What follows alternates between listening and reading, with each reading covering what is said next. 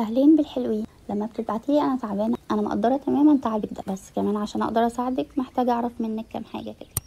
خلينا نتفق في الاول ان كلمه تعبانه دي تحتمل تفسيرات كتير. ممكن تكوني تعبانه نفسيا، تعبانه جسديا، تعبانه من العيشه واللي عايشينها، وكل نوع من دول بيندرج تحته تفرعات تانية. يعني مثلا تعبانة نفسيا ممكن يكون قلق، حزن، بكاء بسبب او من غير سبب، ضغط نفسي. لكن انتي تعبانة جسديا، هل تعبك ده عبارة عن ارهاق عام؟ هل هو وجع او الم في مكان معين، دوخة، خمول؟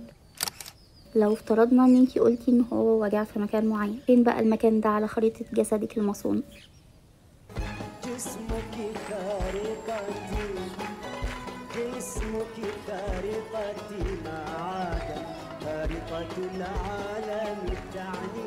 افترض انه الوجع ده في البطن مثلا، هل هو محدد تقدري تشاوري عليه بصباعك وتقولي هو المكان ده اللي بيوجعني، ولا منتشر واخد مساحة واسعة مش قادرة تحددي بالظبط النقطة اللي بتوجعك؟ بعد كده هسألك عن البداية، ابتدى امتى؟ وابتدى امتى هنا بمعنى كنتي بتعملي ايه وقتها؟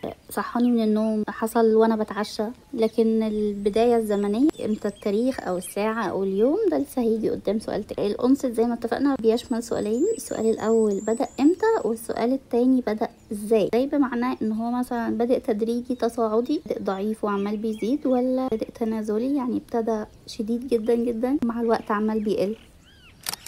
بعد كده محتاجين نعرف حاجه اسمها الكونسيستنسي. حاولت اسريش عن معناها بالعربي، طلع مصطلحات كبيره كده مش عارفه انه الادق. اختصارا الاجابه عليه اللي هو ثابت ومتواصل ولا بيروح ويجي. جزء مهم كمان من تحليل شكوى الألم هو البين كاركتر. طبيعة الألم عاملة ازاي؟ حاسة كأن في نبض في المكان اللي بتشتكي منه، حاسة شكشكة، حاسة ضغط، حاسة حرقان، حاسة ستابنج يعني كأن حاجة سكينة بتضرب فيا. وصف تاني للألم هو الراديشن، وبيسمع في مكان تاني. زي مثلا اللي عندها المرارة بتقولك أنا مكان المرارة تحت آخر ضلع اليمين كده، ومعاه كتف اليمين بيوجعني. معظم الأعضاء الداخلية في الجسم بيحصل معاها الريفيرد ده. اختصارا كده تفسيره إن هو بيبقى منقول على نفس العصب اللي رايح يغذي المخ بإشارات الألم. حاجة جاية من الفسرة، حاجة جاية من الأحشاء، ومكان معين على الجسم من بره. المخ معتاد عليه إنه المكان اللي بره ده هو اللي بيتخبط أكتر، هو اللي بيتضرب أكتر. فلما تيجي إشارة منقولة على العصب ده، المخ شوية بيتلخبط، هو الكتف اللي وجعه ولا المرارة؟ أنا مش متعود إن المرارة بتوجع. فتلاقي الألم مصحوب بألم تاني على الأجزاء الخارجية من الجسم اللي هي معتادة أو معرضة للصدمات. بعد كده الأسوسيشن، ده اختصارا ربط أعراض تانية حصلت مع الوجع ده في نفس الوقت. مثلا تقولي أنا جالي ألم شديد في جنب الشمال، وفي نفس الوقت كان في ميل للقيء. أي أعراض تانية مرتبطة بالألم ده ظهرت معاه في نفس الوقت برضو مهم نعرفها. نوصل للسؤال اللي كنا مأجلينه من قبل كده، بدأ امتى كبداية زمنية؟ امبارح بالليل، بكرة العصر. بدأ بكرة العصر، سوري أنا آسفة.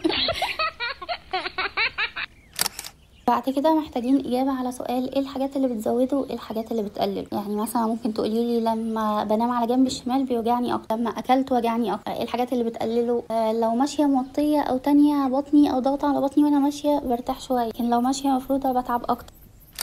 اخيرا السيفير، يعني لو تخيلنا ان انتي بتدي نفسك مقياس من 1 ل10 قوة الألم، هتقوليلي انه الألم ده ياخد كام من 10. بعد الفيديو المفصل جدا جدا جدا ده، لو جاتلي بقى رسالة زي دي تاني، انا تعبانة، انا عندي ألم، انا عندي وجع بس وسكتنا،